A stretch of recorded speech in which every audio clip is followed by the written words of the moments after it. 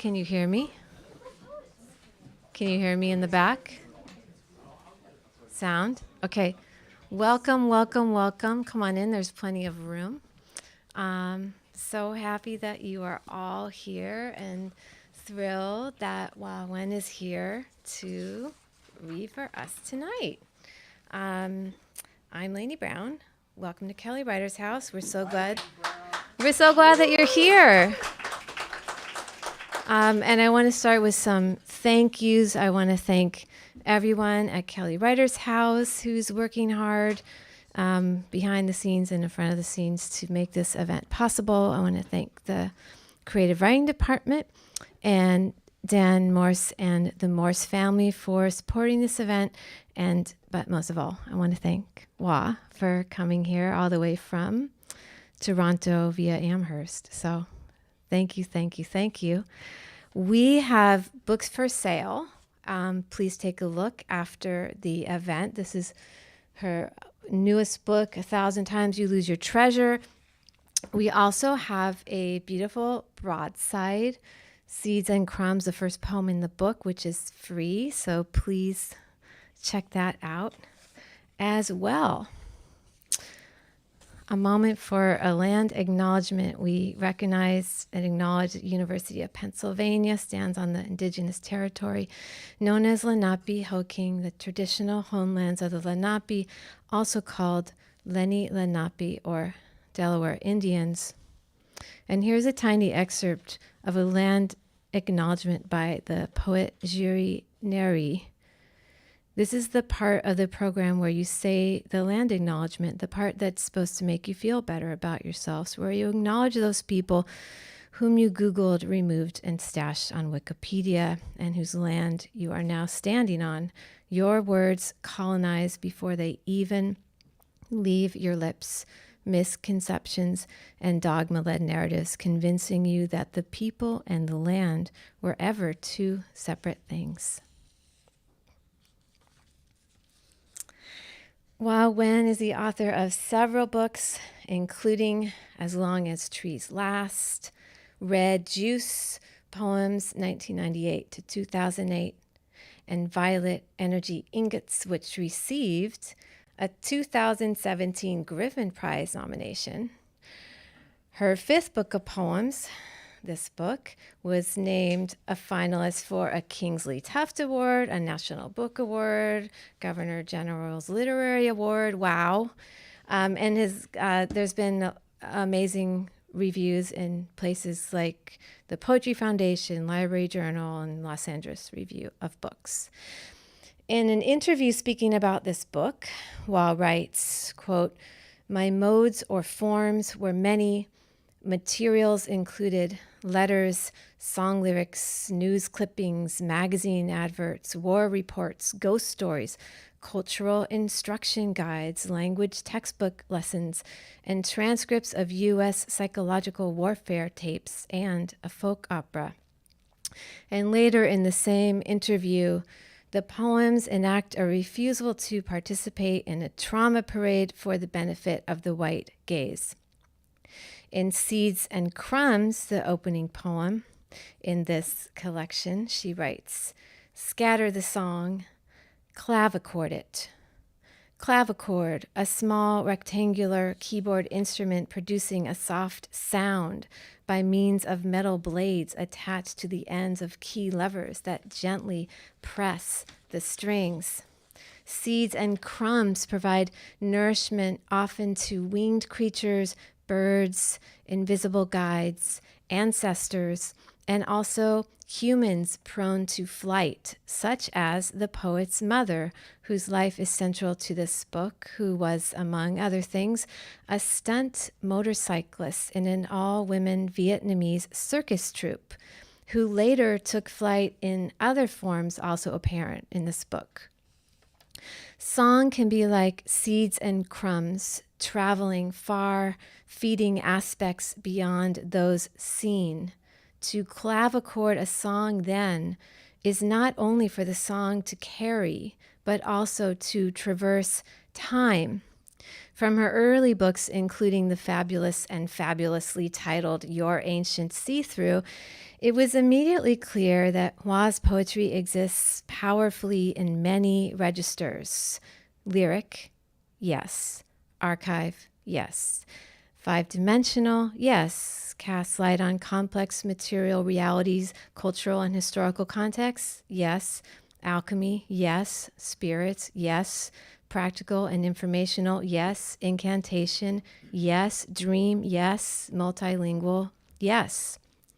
She invokes Spicer, saying, "A poet is a time mechanic, not an embalmer," meaning to say that our histories move with and through us through time.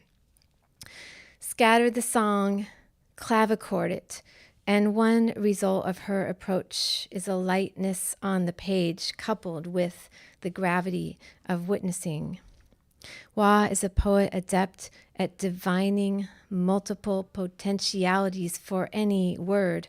Her relationship with language is multi-directional, composer of space, sound, and future memory, so that we, the reader, receive both the scattering and the poem intact as instrument of earth and heavens bound.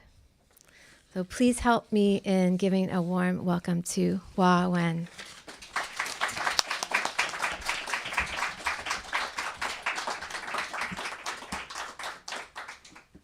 Thank you so much for that introduction. I'm going to take my jacket off because it makes noise. Thank you for coming. It's so wonderful to be in front of people in three-dimensional space. I'm going to read some poems from Violet Energy Ingots, my previous book, and read a portion from A Thousand Times You Lose Your Treasure. Thank you, Kelly's Writers House, for having me here and for all that you do for poetry. This first poem is actually the first poem of Violet Energy Ingots. It's called Autumn 2012 Poem.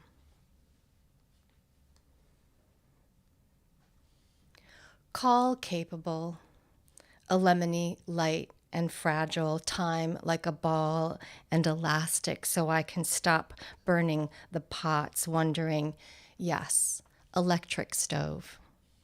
She is her, but I don't remember the ashes I obsess. She said I was obsessed with ashes.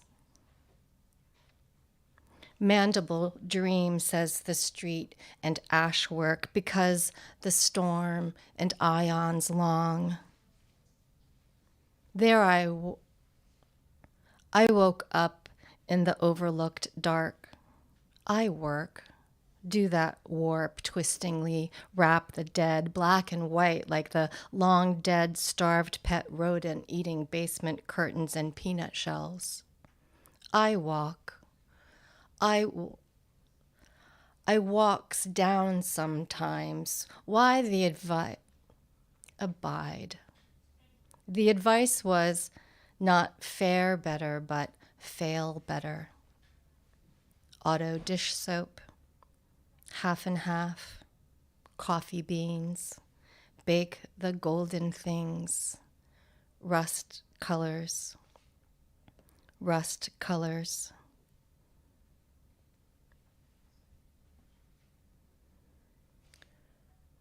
Who was Andrew Jackson? He was the 7th president of the United States. He was responsible for the Indian Removal Act. He was poor, but ended up rich. He was an enslaver of men, women, and children. He was given the nickname Indian Killer. He was put on the $20 bill.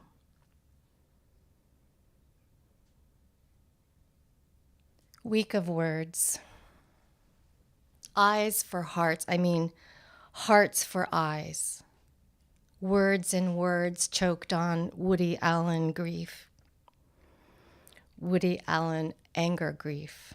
Salt and vinegar popcorn. We watched Winnie the Pooh, but only sort of.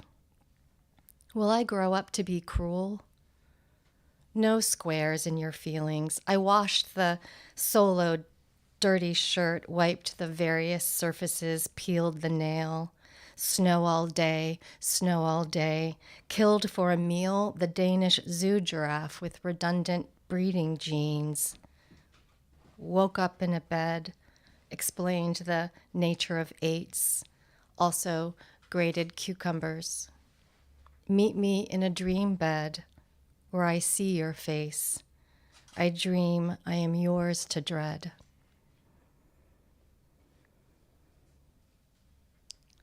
I can't decide whether I want to wear my glasses or not. All right, I'll wear my glasses. Digressive parentheses. There actually aren't any parentheses in this poem. Digressive parentheses. Make heart-shaped cakes for the Queen of Heaven. Things that make you cry. Geode stone pulse, that plant name, wizard's herb, when the state of Michigan sells pristine treaty-protected land to make a limestone mine. I dreamt the spider crossed my eye, and then I crushed it into my eye. Why is the first day the hardest day?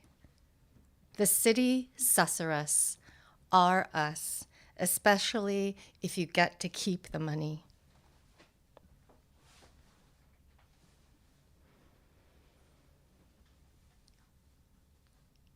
I didn't know. I didn't know my milk could return, racing to save the orphan baby this morning with ghosts, minor men, and shook the tricky omnivorous bandit before it could bite again. Truck exhaust enters the house, one hydrangea flower and leaves gust in the wind on my side of the fence, stolen. The smooth cup is upheld by a brown hand as if to say, today is the 70th anniversary of the bombing of Hiroshima.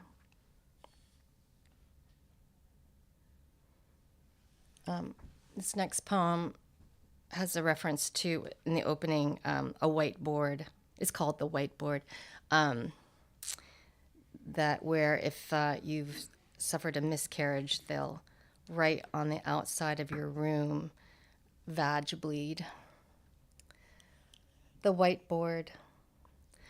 The whiteboard says, vag bleed. I read Anna Karenina. If your mother is a waitress, trees.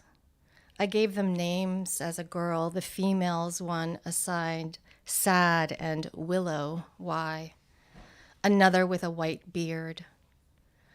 I hid the old dime there, silver sliver. Was her name Ida, with worn old feet, pennilessness, and blue blankets, polyester? All the time, goodbye to this, extinguish in the wrongest of places. You eat the moon, suns, or chase the chase here. Bell, mortal.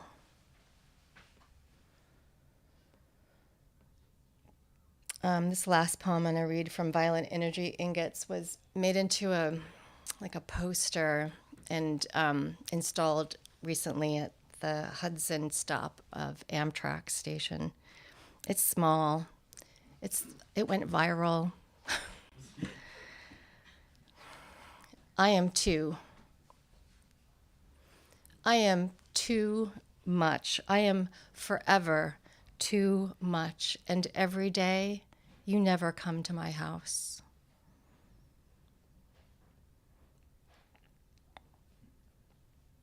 Okay, so I'm going to, I'm just too much. I'm going to read from 1,000 Times You Lose Your Treasure. So as Laynie mentioned, my mother's early adult life, she rode motorcycles in an all-woman motorcycle troupe from 1956 to 1960. And during the time in which Vietnam had gained their independence from their colonizer, from France, and South Vietnam was an independent, democratic country. And so, the stunt motorcycle troupe was called Viet Hung, which means the strong Vietnamese. And, it's really, it's about the Vietnamese diaspora, about Vietnam as a place, rather than a war.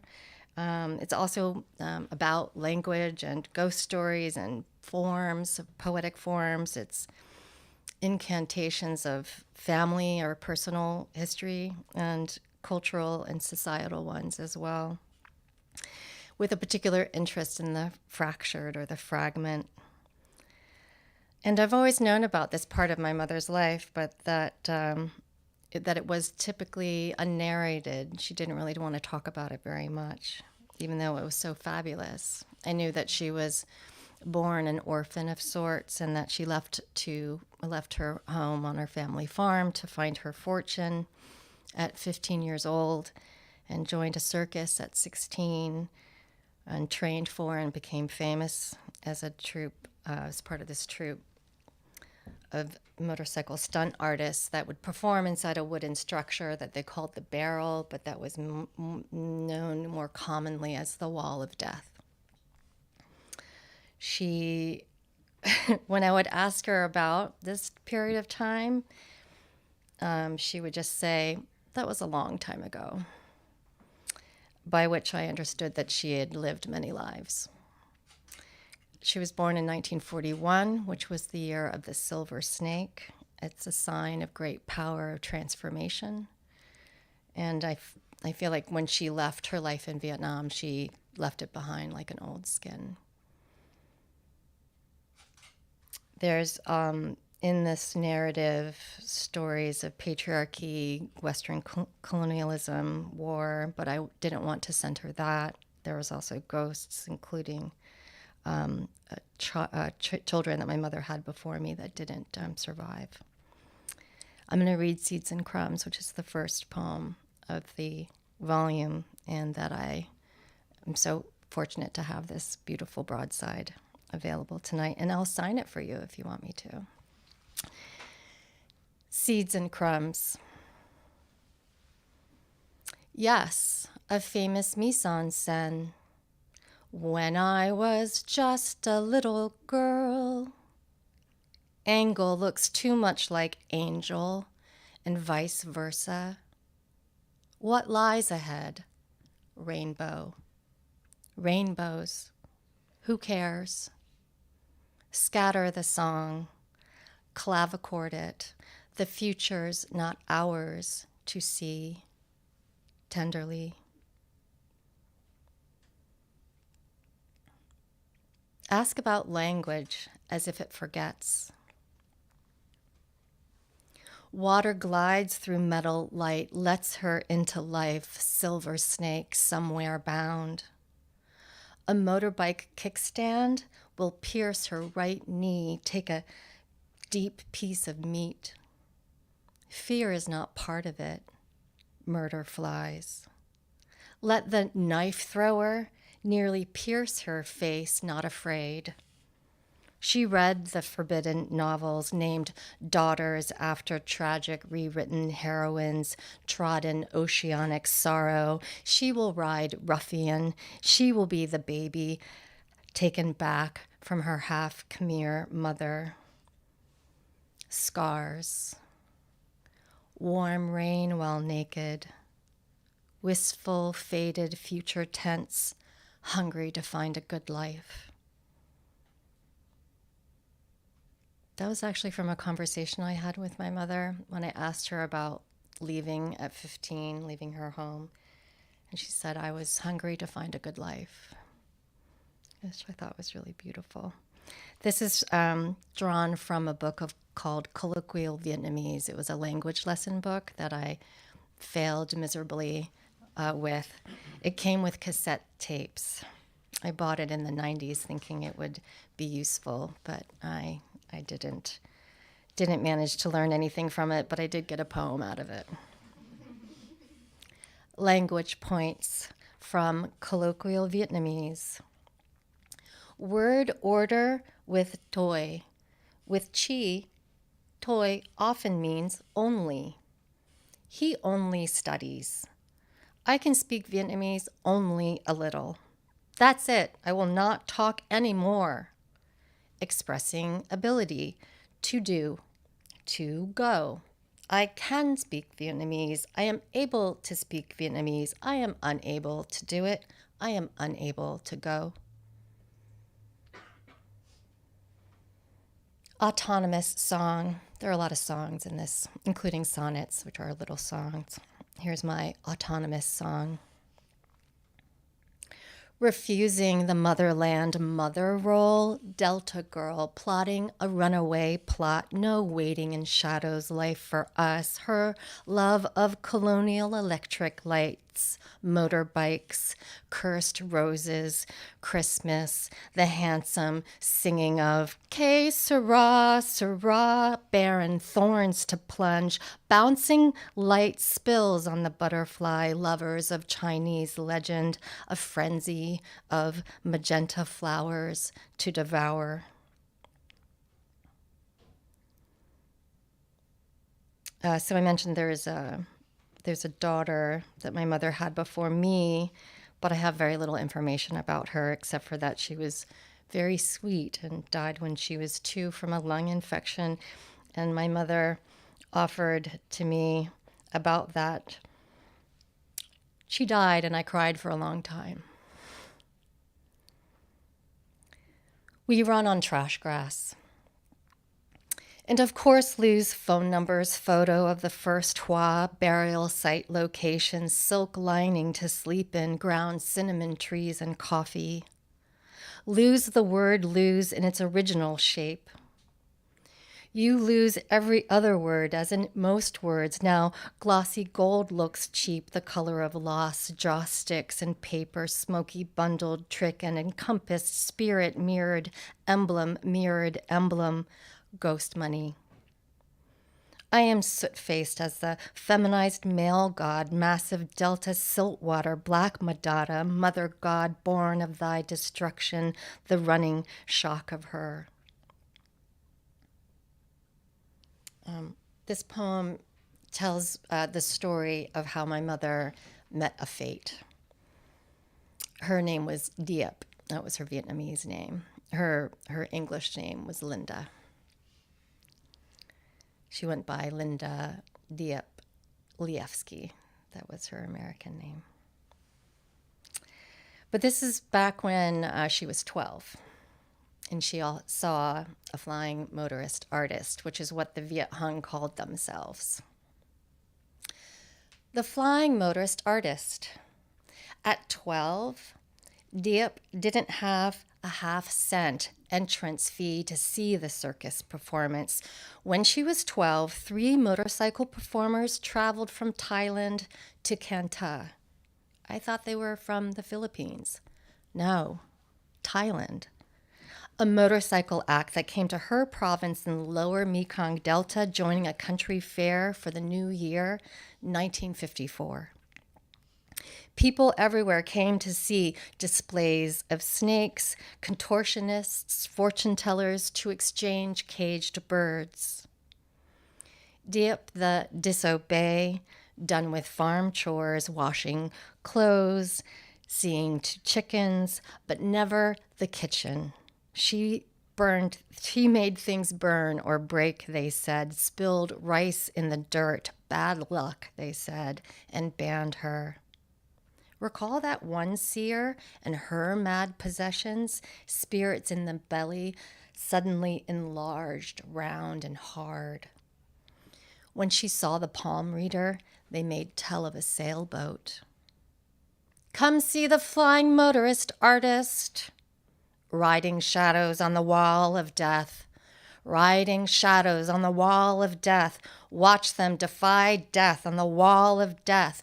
Danger, perpendicular, their reaching hands. 2 men, a lone woman riding her name loud, loud and loud. Motorbike flying.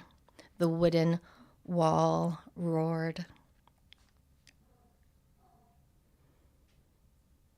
My mother saw that at 12 and she said, I want to be that famous. So that was really awesome. And then ended up finding a circus and joining it that was starting up because the manager had seen that performance, the one that she saw at 12. And he said, I want to show how strong Vietnamese women are and assemble a troupe of all women, which I thought was pretty cool.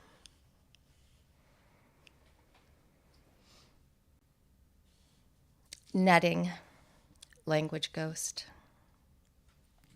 You left a thread in a serious leather pouch, green-lined, several hauntings, yellow amber gems to line it, left in the washroom. Toxic mirror spit, to whom do I speak? As crossed and looped, a net to the wind, to meet not meeting part. Purple covers me in lips, hand like a branch hand, tree-bound, chased into trees. If the mind says, button on the cuff, if the mind doesn't mind this reaching into your pocket and pulling out the lining, cut it out completely.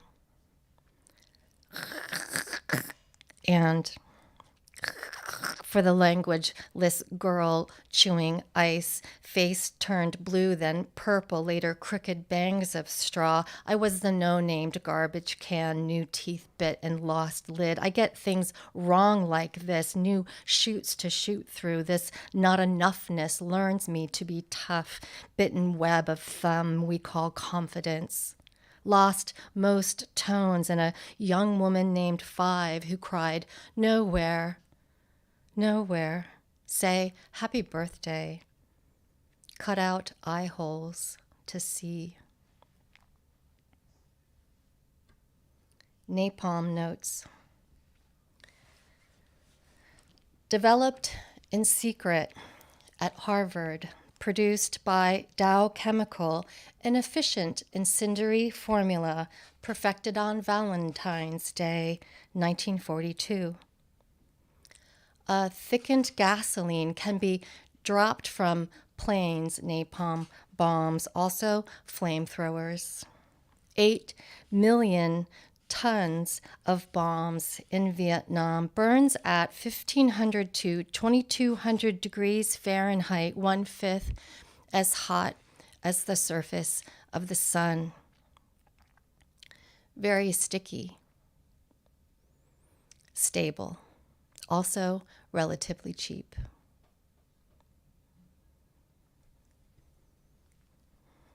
This poem tells the story of how my mother was named. So she had a first name, which she doesn't remember, and then she was named Diep. It's called Diep before completion. Her first name, deemed too delicate for a failing baby. She was a baby, failing, arrived blue, feet first. Newly named Diep after the strapping Chinese butcher, renamed She Recovers. She says later, it's an ugly sounding name and thus not popular. I say it wrongly, fake my way. Do we believe in the compassionate protector of children? The past tense of sing is not singed. That last line was made famous by Ocean Vuong, who concluded his novel with that line. And so occasionally I'll get a note that says, what does the past tense of sing is not singed mean?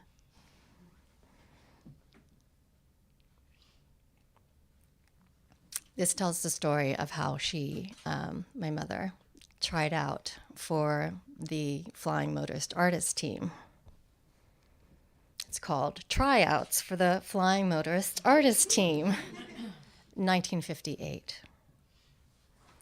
She tried sliding, pedal-torn pants, tryouts, a test of strength in the barrel. Ride a bicycle. A bicycle? Are you sure? A bicycle? A bicycle.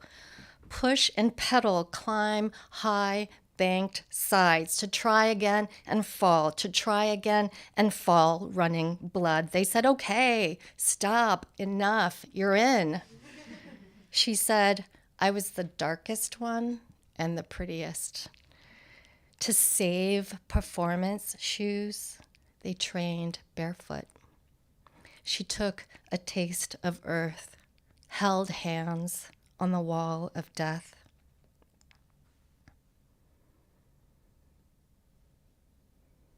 Why this haunted middle and door hung with haunted girl bones? Yellow and pink comforter ending in pom-pom fringe on Flanders Avenue. She'll die here by choice, ashes in the backyard, not in a circular cement bomb shelter for one. Go into your tree. Roll on a rabbit fur blanket. Refuse to eat for 30 days plus 10 days unremembered. Doesn't matter. Misremembering the baby she lost, a different baby, unborn, never born, the unnamed. This rain reminds me of rain. I cleaned the pain, but smell it on the floorboards of a Ford Fiesta. Maybe need to burn effigies, powder puff, French cosmetics, and perfumes. The tortoiseshell hairbrush father gave her in Saigon. My butterfly, he wrote in the long lost. This is a cliched test. Stuff the alarm clock in my bag. Clouds and black in the afternoon.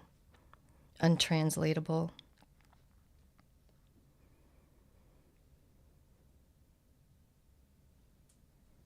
Sing, ding, ghostly. Where is she buried? The first Hoa, gone to the ground, buried in Mekong mud, dead unknown years, drowned in lung matter. The first Hoa had not medicine. I got it, the medicine, and got the golden visa and the ash hair and breathings, lashing to a raft life, lashed to life, the blonde joke of pull eyes. Mother swims from the nest, pushes sand first, scrapes flat flipper feet. We come from egg and make it, are the lived loved thing. Cracked leather egg from dragon fairy mating, left warm in warm sand. She buried the nest us as nest so we could unbury gulp sand. Few kin in the sand. We seek under beached beach, moon beach, the moonwater beach. This isn't doing anything like redemption, doodad, mountain dragon, unsuffering, did slither her to seaways. Who are you to talk tits and knee shame, sing ding-dong songs at me, boys? I called it unsufferable, said, I'll meet her in heaven where the perfume is. I say, I'll meet you there, Hoa.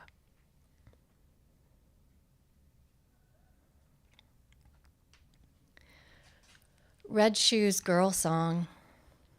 How many wives, how many sacks, how many cats, how many kits, how many life, blue for a face blended in place in a cutie bastard bag of chips. The red shoes she wore were vain in the church.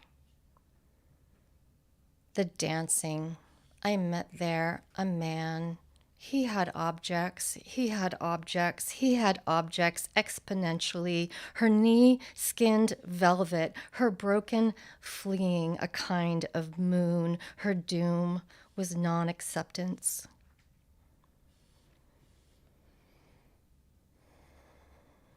Exercise 14 from Colloquial Vietnamese. Translate into Vietnamese. Are you happy, miss? Why are you so sad? What have you come here for? Are you English or American? Are you tourist or businessman? Are you diplomat or a tourist? What did you do during the war? Were you an American military officer during the war in Vietnam? Why do you ask such a question?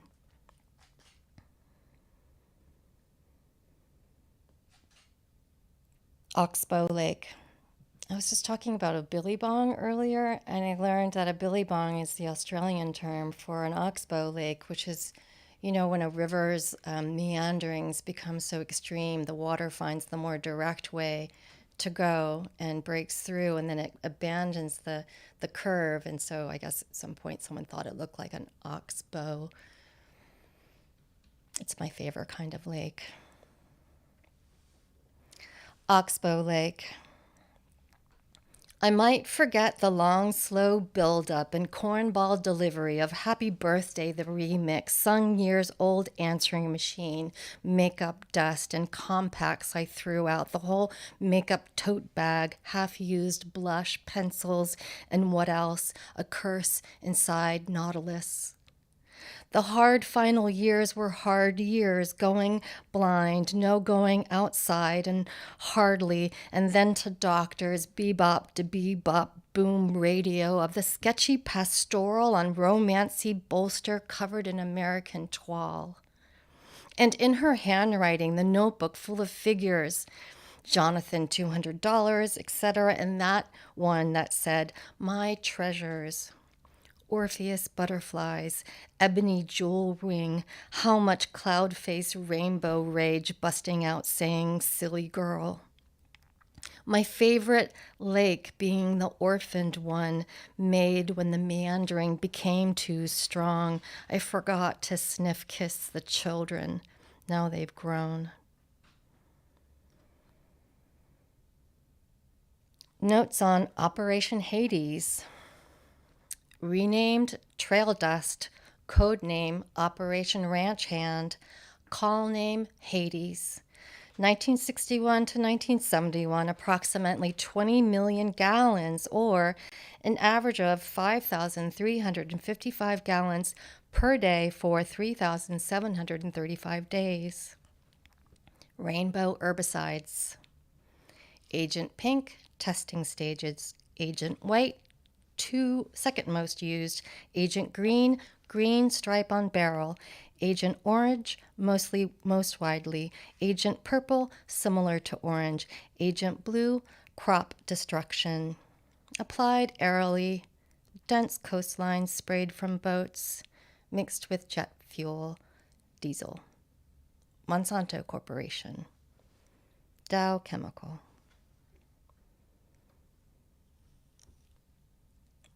I read some of these poems to my mother, and they were the poems that she understood of my poems, the ones that had to do with her life. And I was sharing earlier today in Laynie's class how she had said to me after hearing the one about her name that I remembered her life more than she did. And she told me this story, I think only once. And unfortunately, she died before I got to share this one with her. So I'm happy I can share it here. It tells the story of a terrible romance that she had as a young adult. It's called Mexico. Opening a fruit stand after her time in the circus. More exactly, would you say a juice stand? Refreshments by the water, Vinglong province, to arrive by boat or foot for a fresh drink to drink by the river, made and served by her or her friend, also formerly of the circus. Together, they opened a little business by the water, 1964. In the beginning, just setting up, really sorting out what kinds of juices, plain and mixes, papaya, dragon fruit, some ginger in there, things I don't know the name of, coconut, you name it. A handsome captain came by, tall, strong, cheekboned face. Min was his name. Asked the name of this place. What was she to name it? She hadn't thought of one yet, she admitted. Min had just returned from military training abroad, had returned from Mexico where he had been sent to train. His brother, also a captain, trained in Mexico too, and he knew how to steer that one complicated military boat in Saigon. Mexico, he suggested. You should call it Mexico. She named her stand Mexico, and Min came by often, would send his soldiers there to buy drinks from her Mexico. Mexico became the most popular juice spot on the river, but sometimes his soldiers were boisterous and caused trouble. Other merchants were jealous of her success. Min, too, wished to control her, insisted later that she move away from her Mexico to Saigon to be near him, And next was that, how old was she? Early 20s, after her sweet Hoa died. She became pregnant by Min, who was married and yet wanted her to be with him. And when she gave birth to a son who arrived finely shaped and very long, he would grow tall, she thought. She gave the son to Min's wife, and then she was free and didn't see him again.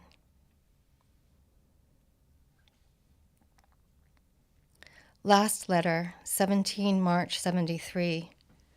Dear sister, I want you to know that the money you sent, $100 to my mother, I hadn't been able to withdraw from the bank. At the bank, they said they had to check with the bank in the U.S. to make sure the amount has been transferred to such a person and that it is available in the account. So right now, all that my mother has in the bank is a receipt that she should come back in a month to Saigon to withdraw money, but I'm not sure how much she will be able to get.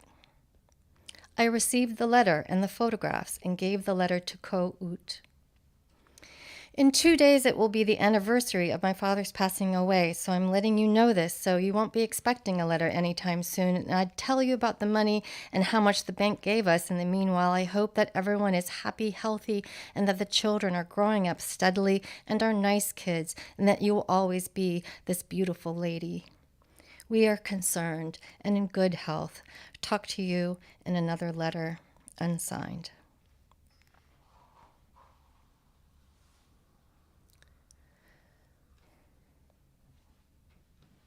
Durian sonnet. Durian, the very fragrant Southeast Asian fruit, actually only makes a minor appearance in this sonnet. Durian sonnet. I lost this sonnet once. I may lose it again. I wore the design described as concealment and surprise, the split sides and hugged features. You had to lift your arms out for the poster photograph.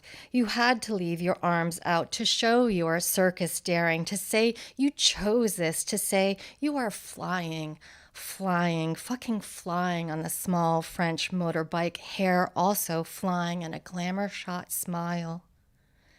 I ask Diep to tell me who they are, the women pictured in black and white colorful stripes, 5 in the all-woman motorcycle troupe.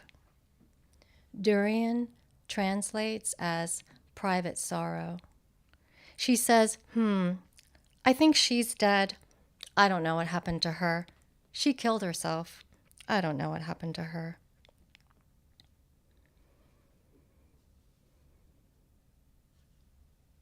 I think I'm just going to read one more poem, and it's a tiny one. It's the poem that's also reprinted on the back of the postcard that comes with the print version of the book. It's just 3 lines. And I like the gesture of the postcard because it's placed in time and place, and yet it's a correspondence between 2 people outside of time and place. We sing to wing a string. We sing to wing again. Thank you so much for having me.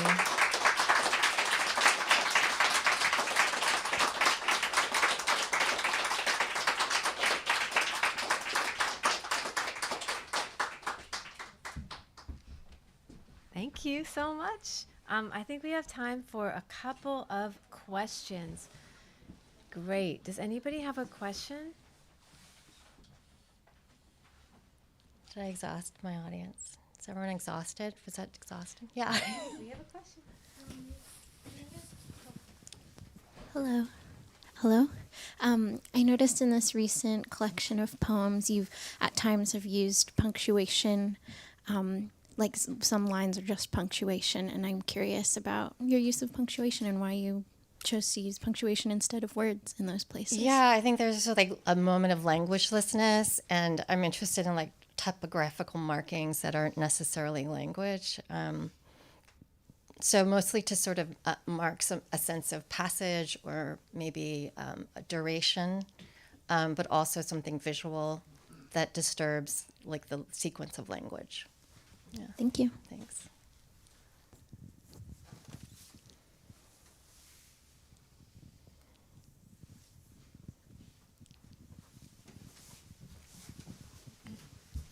Going once, going No, twice. there's one over here. Hi.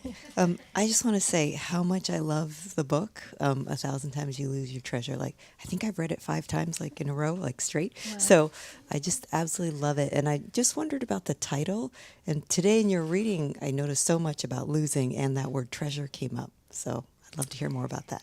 Yeah, so actually, and this is a book that I had dreamed of, for my writing life, because it's such an exciting sort of material. But I also knew I needed more time to finish it. So I started it in 2012, and I wrote a sequence of poems, maybe 15, and then I set it aside for 5 years, and then I started writing it again. But when I was writing that first attempt, I threw my I Ching, the Book of Changes, and the hexagram I drew is Chen, thunder over thunder, shock, arousing thunder, which is all about sort of like constructs getting ripped down, like sudden chaos. And I actually didn't want to get that one. I was like, I don't want that one. So I threw my coins again, and I got it again. And then I did it the next day, and I got it again. So I was like, okay, I get it. I need to look at this. But the changing line, right, where you get the significant line, pointed to the advice, which was, after it was like shock, haha, it was 100,000 times you lose your treasure. And so I was like, that's too many times. So I just made it 1,000 times. But it was it's like you will throw your treasure into the ocean, but it'll come back to you. So it's about, like, I think a kind of like perseverance and enduringness and that loss, right? But then also a way to regain the loss. Thank you for reading the book. Well, thank you all so much for coming. Let's give another thank you to